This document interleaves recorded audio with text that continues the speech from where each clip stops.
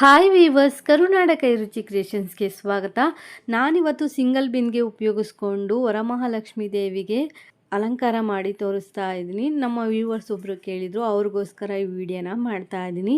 ನಾನಿಲ್ಲಿ ಟೇಬಲ್ ಮೇಲೆ ಒಂದು ಪೀಠನ ಇಟ್ಕೊಂಡಿದ್ದೀನಿ. 10x10 ಇದೆ ಈ ಪೀಠ, 10ಕ್ಕೆ 10 ಇದೆ ಈ ಪೀಠ. 10 ಉದ್ದ 10 ಅಗಲ ಇದೆ. ಅದ್ರ ಮೇಲೆ ಒಂದು ಹಿತ್ತಾಳೆ ಪೀಠನ ಇಟ್ಕೊಳ್ತಾ ಇದ್ದೀನಿ. ಹಿತ್ತಾಳೆ ಪೀಠ ಇಲ್ಲ ಅಂದರೆ ನೀವು ಆ ಲೆಂತಿಗೆ ಸರಿ ಹೊಂದುವಂತಹ ಮರದ ಪೀಠ ಇದ್ರೂ ಸಹ ಮರದ ಪೀಠನ ಇಟ್ಕೋಬಹುದು. ಅದ್ರ ಮೇಲೆ ನಾನಿಲ್ಲಿ ಅಕ್ಕಿ ತುಂಬಿಸಿರುವಂಥ ತಟ್ಟೆಯನ್ನು ಇಟ್ಕೊಂಡು ತಟ್ಟೆ ಮೇಲೆ ನಾನಿಲ್ಲಿ ಬಿಂದಿಗೆಯನ್ನು ಇಟ್ಕೊಳ್ತಾ ಇದ್ದೀನಿ. ಬಿಂದಿಗೆಗೆ ಆಲ್ರೆಡಿ ನಾನು ಕಟ್ಟಿಯನ್ನು ಕಟ್ಟಿ ಇಟ್ಕೊಂಡಿದ್ದೀನಿ. ನಂತರ ನಾನಿಲ್ಲಿ ಬ್ಲೌಸ್ ಪೀಸನ್ನು ತೊಗೊಂಡಿದ್ದೀನಿ. ನೀವಿಲ್ಲಿ ಸೀರೆಯ ಬ್ಲೌಸ್ ಪೀಸ್ ಆದರೂ ತೊಗೋಬೋದು ಅಥವಾ ಎಕ್ಸ್ಟ್ರಾ ಬ್ಲೌಸ್ ಪೀಸ್ ಆದರೂ ತೊಗೋಬಹುದು. ನಿಮ್ಮ ಮನೇಲಿ ಬ್ಲೌಸ್ ಪೀಸ್ ಕಟ್ ಮಾಡುವ ಪದ್ಧತಿ ಇಲ್ಲ ಅಂದರೆ ಸೀರೆಗೆ ಮ್ಯಾಚ್ ಆಗುವಂಥ ಒಂದು ಬ್ಲೌಸ್ ಪೀಸನ್ನು ತಗೊಂಡು ದೇವಿಯ ಕೈಗಳಿಗೆ ಬ್ಲೌಸ್ ಪೀಸಿಂದ ಕವರ್ ಮಾಡ್ಕೊಳ್ಳಿ. ಬ್ಲೌಸ್ ಪೀಸನ್ನು ಫೋಲ್ಡ್ ಮಾಡಿಕೊಂಡು ದೇವಿಯ ಕೈಗೆ ಬಾರ್ಡರ್ ಏನು ಬರುತ್ತೆ ಆ ಬಾರ್ಡರ್ನ ಕೈಗೆ ಸುತ್ತಬಿಟ್ಟು ಬ್ಯಾಕ್ ಸೈಡ್ಗೆ ನಾನಲ್ಲಿ ಬಟ್ಟೆ ಪಿನ್ನನ್ನು ಸೇರಿಸ್ಕೊಂಡಿದ್ದೀನಿ. ಎರಡೂ ಕೈಗಳಿಗೂ ಸಹ ಇದೇ ರೀತಿಯಲ್ಲಿ ನಾವು ಬ್ಲೌಸ್ ಪೀಸಿಂದ ಕವರ್ ಮಾಡ್ಕೋಬೇಕಾಗತ್ತೆ. ಈ ವಿಡಿಯೋ ಇಷ್ಟ ಆಯಿತು ಅಂದರೆ ಒಂದು ಲೈಕ್ ಕೊಡಿ. ಹಾಗೆ ಹೊಸದಾಗಿ ಯಾರೆಲ್ಲ ಚಾನಲ್ ನೋಡ್ತಾ ಇದ್ದೀರಾ ಚಾನಲ್ನ ಸಬ್ಸ್ಕ್ರೈಬ್ ಮಾಡ್ಕೊಂಡು ನೋಡಿ. ನಿಮ್ಮ ಫ್ಯಾಮಿಲಿ ಫ್ರೆಂಡ್ಸ್ಗೂ ಸಹ ವಿಡಿಯೋನ ಶೇರ್ ಮಾಡ್ಕೊಳ್ಳಿ. ನಾನು ಇನ್ನೊಂದು ಕೈಗೂ ಸಹ ಬ್ಲೌಸ್ ಪೀಸನ್ನು ಈ ರೀತಿ ಬಾರ್ಡರ್ ಹೈಲೈಟೆಡ್ ಆಗಿ ಬರೋ ರೀತಿಯಲ್ಲಿ ಮಾಡಿಕೊಂಡು ಸುತ್ತಬಿಟ್ಟು ಬ್ಯಾಕ್ ಸೈಡ್ಗೆ ಬಟ್ಟೆ ಪಿನ್ನನ್ನು ಸೇರಿಸ್ಕೊಳ್ತಾ ಇದ್ದೀನಿ. ಬಟ್ಟೆ ಪಿನ್ನು ಅಥವಾ ಗುಂಡು ಪಿನ್ನನ್ನು ನೀವು ಇಲ್ಲಿ ಸೇರಿಸ್ಕೋಬಹುದು. ಈಗ ಎರಡೂ ಕೈಗಳನ್ನ ತೊಗೊಂಡೋಗಿ ನಾನು ಮುಂದ್ಗಡೆಯಿಂದ ತಗೊಂಡೋಗಿ ಹಿಂದ್ಗಡೆಯಿಂದ ಕಡ್ಡಿ ಮೇಲ್ಗಡೆಯಿಂದ ಕೈಗಳನ್ನ ಮುಂದ್ಗಡೆ ಬರೋ ರೀತಿಯಲ್ಲಿ ಮಾಡ್ಕೊಂಡಿದ್ದೀನಿ. ಹಾಗೆ ಬ್ಲೌಸ್ ಪೀಸನ್ನು ಮುಂದ್ಗಡೆ ಬರೋ ರೀತಿಯಲ್ಲಿ ಮಾಡಿಕೊಂಡು ಬ್ಲೌಸ್ ಪೀಸನ್ನು ಕಳಶದ ಬಿಂದಿಗೆಗೆ ಸ್ಪ್ರೆಡ್ ಮಾಡಿಕೊಂಡು ನಾನಲ್ಲಿ ಬ್ಯಾಕ್ ಸೈಡ್ಗೆ ಒಂದು ಪಿನ್ನನ್ನು ಸೇರಿಸ್ಕೊಳ್ತಾ ಇದ್ದೀನಿ. ಅಲ್ಲಿ ನೀಟಾಗಿ ಬರೋ ರೀತಿಯಲ್ಲಿ ಮಾಡಿಕೊಂಡು ಪಿನ್ನನ್ನು ಸೇರಿಸ್ಕೊಳ್ಳಿ. ಹಾಗೆ ಕೈಗಳು ಏನಾದರೂ ಜಾರ್ತಾ ಇದೆ ಅಂದರೆ ಬ್ಯಾಕ್ ಸೈಡ್ಗೆ ಸೇರಿಸ್ಬಿಟ್ಟು ಒಂದು ಪಿನ್ನನ್ನು ಸೇರಿಸ್ಕೊಂಡು ನೀವಲ್ಲಿ ಕೈ ನೀಟಾಗಿ ನಿಲ್ಲೋ ರೀತಿಯಲ್ಲಿ ಮಾಡ್ಕೊಳ್ಳಿ. ಎರಡೂ ಕಡೆ ಕೈಗಳು ಸಹ ನೀವು ಇದೇ ರೀತಿಯಾಗಿ ನೀಟಾಗಿ ಸ್ಟಿಫಾಗಿ ಕೂರೋ ರೀತಿಯಲ್ಲಿ ಮಾಡ್ಕೋಬೇಕಾಗತ್ತೆ. ಆದರೂ ಕೆಲವೊಮ್ಮೆ ಕೈಗಳು ಜಾರ್ತಾ ಇರುತ್ತೆ. ಆ ರೀತಿ ಜಾರಬಾರ್ದು ಅಂದರೆ ಈ ರೀತಿ ಒಂದು ನೂಲಿನ ದಾರನ ತಗೊಂಡು ಎರಡೂ ಕೈಗಳು ಮತ್ತು ಕಳಶದ ಬಿಂದಿಗೆನ ಸೇರಿಸ್ಬಿಟ್ಟು ಬ್ಯಾಕ್ ಸೈಡ್ಗೆ ದಾರದಿಂದ ನಾವಲ್ಲಿ ಕಟ್ಕೋಬೇಕಾಗತ್ತೆ. ಗ್ರಿಪ್ಪಾಗಿ ಟೈಟಾಗಿ ಕಟ್ಕೊಳ್ಳಿ. ಕಟ್ಕೊಂಡ ನಂತರ ನಾವಲ್ಲಿ ದಾರನ ಬ್ಲೌಸ್ ಪೀಸ್ ಏನು ಹಾಕಿರ್ತೀವಿ ಆ ಬ್ಲೌಸ್ ಪೀಸಿಂದ ಕವರ್ ಮಾಡ್ಕೋಬೇಕು.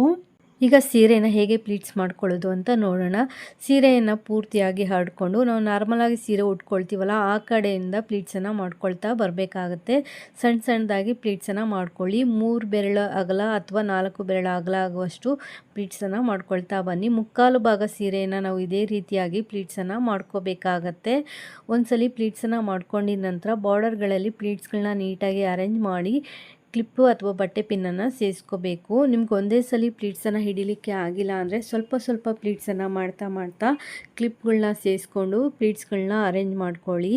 ಹಾಗೆ ಮಧ್ಯಭಾಗದಲ್ಲೂ ಸಹ ಪ್ಲೀಟ್ಸ್ಗಳನ್ನ ನೀಟಾಗಿ ಅರೇಂಜ್ ಮಾಡಿಕೊಂಡು ನಾವು ಕ್ಲಿಪ್ಪು ಅಥವಾ ಬಟ್ಟೆ ಪಿನ್ನನ್ನು ಸೇರಿಸ್ಕೋಬೇಕಾಗತ್ತೆ. ನಾನು ಈ ಅಲಂಕಾರನ ಆಲ್ರೆಡಿ 2 ಇಯರ್ಸ್ ಬ್ಯಾಕೆ ಮಾಡಿದ್ದೀನಿ. ಆ ವಿಡಿಯೋನ ನೋಡಿ ಒಬ್ಬರು ಕೇಳಿದರು, ನನಗೆ ಸಿಂಗಲ್ ಬಿಂದಿಗೆನಲ್ಲಿ ಬೇಕು, ಯಾವುದೇ ಡಬ್ಬ ಹಿಡ್ದಿರ ಅಲಂಕಾರನ ಮಾಡಿ ತೋರಿಸಿ ಅಂತ ಹೇಳಿ. ಅವ್ರಿಗೋಸ್ಕರ ಈ ವಿಡಿಯೋನ ಮಾಡ್ತಾ ಇದ್ದೀನಿ. ಈಗ ಸೀರೆನ ಪ್ಲೀಟ್ಸ್ ಮಾಡ್ಕೊಂಡಿದ ನಂತರ ನಾನಿಲ್ಲಿ ಸೆರಗನ ಪ್ಲೀಟ್ಸ್ ಮಾಡ್ತಾ ಇದ್ದೀನಿ. ನಾವು ನಾರ್ಮಲಾಗಿ ಸೀರೆ ಉಟ್ಕೋಬೇಕಾದ್ರೆ ಸೆರಗನ್ನ ಹೇಗೆ ಪ್ಲೀಟ್ಸ್ ಮಾಡ್ಕೊಳ್ತೀವಿ ಅದೇ ರೀತಿಯಲ್ಲಿ ನಾನಿಲ್ಲಿ ಪ್ಲೀಟ್ಸನ್ನು ಮಾಡಿಕೊಂಡು ಪ್ಲೀಟ್ಸ್ಗಳನ್ನ ನೀಟಾಗಿ ಅರೇಂಜ್ ಮಾಡಿಕೊಂಡು ಸೆರಗಿನ ತುದಿಗೆ ಒಂದು ಕ್ಲಿಪ್ಪನ್ನು ಸೇರಿಸ್ಕೊಳ್ತಾ ಇದ್ದೀನಿ. ನಂತರ ಸ್ವಲ್ಪ ದೂರಕ್ಕೆ ಪ್ಲೀಟ್ಸ್ಗಳನ್ನ ನೀಟಾಗಿ ಅರೇಂಜ್ ಮಾಡಿಕೊಂಡು ಕ್ಲಿಪ್ಪು ಅಥವಾ ಬಟ್ಟೆ ಪಿನ್ನನ್ನು ಸೇರಿಸ್ಬಿಟ್ಟು ಸೆಕ್ಯೂರ್ ಮಾಡ್ಕೊಳ್ಳಿ. ನಾನಿಲ್ಲಿ 1 ಮಾರು ಆಗುವಷ್ಟು ಸೀರೆನ ಪ್ಲೀಟ್ಸ್ ಮಾಡ್ಕೊಂಡಿದ್ದೀನಿ. ಈಗ ಸೀರೆನ ಪ್ಲೀಟ್ಸ್ ಮಾಡ್ಕೊಂಡಿದ್ದಾಗಿದೆ. ದೇವಿಗೆ ಹೇಗೆ ಸೀರೆ ಉಡಿಸೋದು ಅಂತ ನೋಡೋಣ. ವಿಡಿಯೋ ಇಷ್ಟ ಆದರೆ ಒಂದು ಲೈಕ್ ಕೊಡಿ. 2 ಬಾರ್ಡರ್ಗಳನ್ನು ಸಮವಾಗಿ ಇಟ್ಕೊಂಡಿದ್ದೀನಿ. ಹಾಗೆ ಮಧ್ಯದಲ್ಲಿರುವಂತಹ ಕ್ಲಿಪ್ಪನ್ನು ರಿಮೂವ್ ಮಾಡಿ ಅಲ್ಲೊಂದು ಬಟ್ಟೆ ಪಿನ್ನನ್ನು ಸೇರಿಸ್ಬಿಟ್ಟು ಸೆಕ್ಯೂರ್ ಮಾಡ್ಕೊಳ್ತಾ ಇದ್ದೀನಿ. ನೀವು ಪ್ಲೀಟ್ಸ್ ಮಾಡಬೇಕಾದ್ರೆ ಮೊದಲೇ ಬಟ್ಟೆ ಪಿನ್ನನ್ನು ಹಾಕಿದರೆ ಅಲ್ಲಿ ಪಿನ್ನನ್ನು ಹಾಕೋದೇನೋ ಬೇಡ. ಈಗ ದಾರನ ತಗೊಂಡು ಪ್ಲೀಟ್ಸ್ನ ತುದಿ ಏನು ಬರುತ್ತೆ ಅದು ನಾವೇನು ಪೀಠ ಇಟ್ಟಿರ್ತೀವಿ ಪೀಠದ ಕಂಬಕ್ಕೆ ನೀಟಾಗಿ ಗ್ರಿಪ್ಪಾಗಿ ಕಟ್ಕೋಬೇಕಾಗತ್ತೆ. ನಾನು ಸೊಂಟದ ಶೇಪ್ಗೋಸ್ಕರ ಆ ಪೀಠನ ಇಟ್ಕೊಂಡಿದ್ದೀನಿ. ಆ ಪೀಠ ಗ್ರಿಪ್ಪಾಗಿ ನಿಲ್ಲುತ್ತೆ ಟೈಟಾಗಿ. ಅದಕ್ಕೋಸ್ಕರ ನಾನಿಲ್ಲಿ ಹಿತ್ತಾಳೆ ಪೀಠನ ಇಟ್ಕೊಂಡಿದ್ದೀನಿ. ಅಲ್ಲಿ ಗ್ರಿಪ್ಪಾಗಿ ನಿಲ್ಲುವಂಥ ವುಡನ್ ಪೀಠ ಆದರೂ ಇಟ್ಕೋಬಹುದು. ಇಟ್ಕೊಂಡು ನೀಟಾಗಿ ದಾರದಿಂದ ಕಟ್ಟಿ ಸೆಕ್ಯೂರ್ ಮಾಡಿಕೊಂಡ್ರೆ ಈ ರೀತಿ ಪ್ಲೀಟ್ಸನ್ನು ನಾವು ಪೀಠಕ್ಕೆ ಕಟ್ಕೋಬೋದು. ಕಟ್ಕೊಂಡ ನಂತರ ಪ್ಲೀಟ್ಸ್ಗೆ ಹಾಕಿರುವಂಥ ಕ್ಲಿಪ್ಪನ್ನು ರಿಮೂವ್ ಮಾಡಿಬಿಟ್ಟು ಪ್ಲೀಟ್ಸನ್ನು ನಾವಲ್ಲಿ ಪೀಠದ ಸುತ್ತ ಸ್ಪ್ರೆಡ್ ಮಾಡ್ಕೋಬೇಕಾಗತ್ತೆ. ನೀಟಾಗಿ ಪ್ಲೀಟ್ಸ್ಗಳನ್ನ ನೀವಿಲ್ಲಿ ಸ್ಪ್ರೆಡ್ ಮಾಡ್ಕೊಳ್ಳಿ.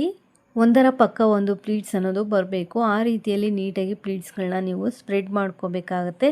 ಪೀಠ ಏನು ಇಟ್ಟಿರ್ತೀವಿ ಆ ಪೀಠದ ಸುತ್ತಲೂ ಸಹ ಪ್ಲೀಟ್ಸ್ ಅನ್ನೋದು ಸ್ಪ್ರೆಡ್ ಮಾಡ್ಕೋಬೇಕು.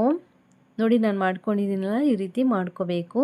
ನಂತರ ನಾನಿಲ್ಲಿ ಕಾಲಿಗೆ ದಾರನ ಕಟ್ಕೊಂಡು ದೇವಿ ಗೆಜ್ಜೆ ಕಟ್ತೀವಲ್ಲ ಅಲ್ಲಿನೂ ಸಹ ದಾರನ ಕಟ್ಬಿಟ್ಟು ದೇವಿಯ ತೊಡೆ ಭಾಗಕ್ಕೆ ದಾರ ಕಟ್ಕೊಂಡು ಅವೆರಡನ್ನೂ ಸೇರಿಸಿ ಎಲ್ ಶೇಪಲ್ಲಿ ನಾನಿಲ್ಲಿ ದೇವಿಯ ಕಾಲನ್ನು ಕಟ್ಕೊಳ್ತಾ ಇದ್ದೀನಿ. ಅಂದರೆ ತ್ರಿಭುಜ ರೀತಿಯಲ್ಲಿ ಬರಬೇಕು, ಆ ರೀತಿ ಕಟ್ಕೋಬೇಕು.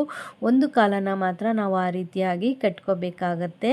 ನಾನಿಲ್ಲಿ ಎಡಗಾಲನ್ನು ಕಟ್ಕೊಂಡಿದ್ದೀನಿ. ನೀವು ಯಾವ ಕಾಲು ಈ ರೀತಿ ಮಂಡಿ ಉರ್ಕೊಂಡು ಕುಳಿತಿರೋ ರೀತಿ ಮಾಡ್ತೀರಾ ಆ ಕಾಲನ್ನು ನೀವು ದಾರದಿಂದ ಕಟ್ಕೋಬೇಕಾಗುತ್ತೆ. ಇನ್ನೊಂದು ಕಾಲು ಕಟ್ಟೋದೇನು ಬೇಡ, ಹಾಗೆ ಇಟ್ಕೊಂಡ್ರೆ ಸಾಕಾಗುತ್ತೆ. ನಂತರ ನಾನಿಲ್ಲಿ ದೇವಿಯ ಕಾಲ್ಗೆ ಬ್ಲೌಸ್ ಪೀಸಿಂದ ಕವರ್ ಮಾಡ್ಕೊಳ್ತಾ ಇದ್ದೀನಿ. ನೀವು ಸೀರೆಯಿಂದ ಕಟ್ ಮಾಡಿರೋ ಬ್ಲೌಸ್ ಪೀಸ್ ಆದರೂ ತೊಗೋಬೋದು, ಅಥವಾ ಎಕ್ಸ್ಟ್ರಾ ಬ್ಲೌಸ್ ಪೀಸು ಸೀರೆಗೆ ಹೊಂದುವಂಥ ಬ್ಲೌಸ್ ಪೀಸನ್ನು ತೊಗೋಬೋದು. ಬ್ಲೌಸ್ ಪೀಸಿನ ಕಾರ್ನರ್ ಏನು ಬರುತ್ತೆ, ತುದಿ ಏನು ಬರುತ್ತೆ, ಆ ತುದಿಗೆ ದೇವಿಯ ಕಾಲನ್ನು ಇಟ್ಟು ಸುತ್ತಬಿಟ್ಟು ಬಟ್ಟೆ ಪಿನ್ನಿಂದ ಸೆಕ್ಯೂರ್ ಮಾಡಿಕೊಂಡು ಕಾಲಿನ ಮೇಲೆ ಸ್ವಲ್ಪನೂ ರಿಂಕಲ್ಸ್ ಬರದೆ ಇರೋ ರೀತಿಯಲ್ಲಿ ಮಾಡಿಕೊಂಡು ಬ್ಲೌಸ್ ಪೀಸಿನ ಬಾರ್ಡರ್ ಅನ್ನೋದು ಮೊಣಕಾಲಿನ ಮೇಲೆ ಬರೋ ರೀತಿಯಲ್ಲಿ ಮಾಡ್ಕೊಳ್ಳಿ. ನೀವು ಸಪ್ರೇಟ್ ಬ್ಲೌಸ್ ಪೀಸನ್ನು ತೊಗೊಂಡ್ರೆ ಬ್ಲೌಸ್ ಪೀಸನ್ನು ಕವರ್ ಮಾಡಿಬಿಟ್ಟು ಗೋಲ್ಡನ್ ಕಲರ್ ಲೇಸು ಅಥವಾ ಸೀರೆನಲ್ಲಿ ಗೋಲ್ಡನ್ ಜರಿ ಇದ್ದರೆ ನೀವು ಗೋಲ್ಡನ್ ಜರಿಯನ್ನು ತೊಗೊಳ್ಳಿ, ಅಥವಾ ಸಿಲ್ವರ್ ಜರಿ ಇದ್ದರೆ ಸಿಲ್ವರ್ ಜರಿ ಇರುವಂತಹ ಲೇಸನ್ನು ತೊಗೊಂಡು ದೇವಿಯ ಕಾಲುಗಳಿಗೆ ಸುತ್ತಬಿಟ್ಟು ಅಲ್ಲಿ ಒಂದು ಶೇಪನ್ನು ನೀವು ಕೊಟ್ಕೋಬಹುದು.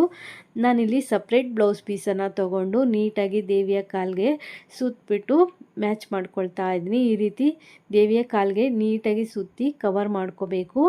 ಹಾಗೆ ಇನ್ನೊಂದು ಕಾಲನ್ನು ಆಪೋಸಿಟ್ ಬ್ಲೌಸ್ ಪೀಸ್ ಏನು ಬರುತ್ತೆ, ಬ್ಲೌಸ್ ಪೀಸಿನ ತುದಿ ಆಪೋಸಿಟ್ ತುದಿ ಏನು ಬರುತ್ತೆ ಆ ತುದಿ ಒಳಗಡೆ ದೇವಿಯ ಕಾಲನ್ನು ಇಟ್ಟು ಒಂದು ಸುತ್ತು ಬ್ಲೌಸ್ ಪೀಸನ್ನು ತಗೊಬಂದು ದೇವಿ ಗೆಜ್ಜೆ ಕಟ್ಟೋ ಜಾಗದಲ್ಲಿ ಬಟ್ಟೆ ಪಿನ್ನಿಂದ ನಾವು ಸೆಕ್ಯೂರ್ ಮಾಡಿಕೊಂಡು ನಂತರ ಉದ್ದ ಇರುವಂಥ ಬ್ಲೌಸ್ ಪೀಸ್ ತುದಿ ಏನು ಬರುತ್ತೆ, ಬಾರ್ಡರ್ ಇರೋವಂಥ ಉದ್ದ ಇರೋ ತುದಿ ಅದನ್ನು ದೇವಿಯ ಮೊಣಕಾಲಿನ ಮೇಲೆ ಬರೋ ರೀತಿಯಲ್ಲಿ ಮಾಡಿಕೊಂಡು ನೀಟಾಗಿ ಸುತ್ತಬಿಟ್ಟು ಬಟ್ಟೆ ಪಿನ್ನು ಅಥವಾ ಗುಂಡ್ಪಿನಿಂದ ನಾವಲ್ಲಿ ಸೆಕ್ಯೂರ್ ಮಾಡ್ಕೋಬೇಕು. ಸೆಕ್ಯೂರ್ ಮಾಡಿಕೊಂಡು ದೇವಿಯ ಕಾಲಿಗೆ ನೀಟಾಗಿ ಬ್ಲೌಸ್ ಪೀಸು ಕವರ್ ಆಗಿರಬೇಕು, ಸ್ವಲ್ಪನೂ ರಿಂಕಲ್ಸ್ ಬರಬಾರ್ದು. ಆ ರೀತಿಯಲ್ಲಿ ನೀಟಾಗಿ ಕವರ್ ಮಾಡ್ಕೊಳ್ಳಿ. ಹಾಗೆ ದೇವಿಯ ತೊಡೆ ಭಾಗಕ್ಕೆ ಒಂದು ಬಟ್ಟೆ ಪಿನ್ನನ್ನು ಸೇರಿಸ್ಬಿಟ್ಟು ಅಲ್ಲಿ ನೀಟಾಗಿ ರೆಡಿ ಮಾಡ್ಕೊಳ್ಳಿ. ನೋಡಿ ನಾನು ಈ ರೀತಿಯಾಗಿ ರೆಡಿ ಮಾಡ್ಕೊಂಡಿದ್ದೀನಿ. ಇಷ್ಟು ರೆಡಿ ಮಾಡಿಕೊಂಡ್ರೆ 90% ನಾವು ದೇವಿಗೆ ಸೀರೆ ಉಡಿಸ್ದಂಗೆ. ಈಗ ನಾವು ಏನು ಕಾಲುಗಳೇನು ಬರುತ್ತೆ, ಒಂದು ಕಾಲನ್ನು ಎಡಗಡೆ ಇಟ್ಕೊಂಡು ಇನ್ನೊಂದು ಕಾಲನ್ನು ಮುಂದ್ಗಡೆ ಬರೋ ರೀತಿಯಲ್ಲಿ ಮಾಡಬೇಕು. ಅಂದರೆ ಕಳಶದ ಹಿಂಭಾಗದಿಂದ ನಾವು ಕಾಲನ್ನು ಮುಂದ್ಗಡೆಗೆ ತೊಗೊಬಂದು ಯಾವ ಶೇಪ್ ಬೇಕೋ ಆ ಶೇಪಲ್ಲಿ ಇಟ್ಕೋಬೇಕಾಗತ್ತೆ. ಒಂದು ಕಾಲೊಳಗಡೆ ಇನ್ನೊಂದು ಕಾಲು ಹಾಕ್ಕೊಂಡು ಕುಳ್ತಿರೋ ಮಂಡಿ ಊರ್ಕೊಂಡು ಕುಳ್ತಿರೋ ರೀತಿಯಲ್ಲಿ ನಾನು ಮಾಡ್ಕೊಂಡಿದ್ದೀನಿ. ಈಗ ಸೆರಗನ್ನು ಹೇಗೆ ಹಾಕೋದು ಅಂತ ನೋಡೋಣ. ನಾನಿಲ್ಲಿ ನಾರ್ಮಲಾಗಿ ನಾವು ಸೀರೆ ಉಟ್ಕೊಳ್ತೀವಲ್ಲ ಅದೇ ರೀತಿಯಲ್ಲಿ ಸೆರಗನ್ನು ಹಾಕ್ಕೊಳ್ತಾ ಇದ್ದೀನಿ. ಬಲಗಡೆಯಿಂದ ಸೆರಗನ್ನು ತೊಗೊಂಡೋಗಿ ದೇವಿಯ ಎಡಗಡೆ ಭುಜದ ಮೇಲೆ ಹಾಕ್ಬಿಟ್ಟು ದೇವಿಯ ಚೆಸ್ಟ್ ಭಾಗದಲ್ಲಿ ಪ್ಲೀಟ್ಸನ್ನು ನಾನಲ್ಲಿ ಸ್ಪ್ರೆಡ್ ಮಾಡ್ಕೊಳ್ತಾ ಇದ್ದೀನಿ. ನೀಟಾಗಿ ಪ್ಲೀಟ್ಸನ್ನು ನಾವಲ್ಲಿ ಸ್ಪ್ರೆಡ್ ಮಾಡ್ಕೋಬೇಕಾಗತ್ತೆ. ನಾವು ಸೀರೆ ಉಟ್ಟಾಗ ಹೇಗೆ ಪ್ಲೀಟ್ಸನ್ನು ಸ್ಪ್ರೆಡ್ ಮಾಡ್ಕೊಳ್ತೀವಿ ಅದೇ ರೀತಿಯಲ್ಲಿ ದೇವಿಯ ಚೆಸ್ಟ್ ಭಾಗದಲ್ಲೂ ಸಹ ಪ್ಲೀಟ್ಸ್ಗಳನ್ನ ನೀಟಾಗಿ ಸ್ಪ್ರೆಡ್ ಮಾಡ್ಕೋಬೇಕು.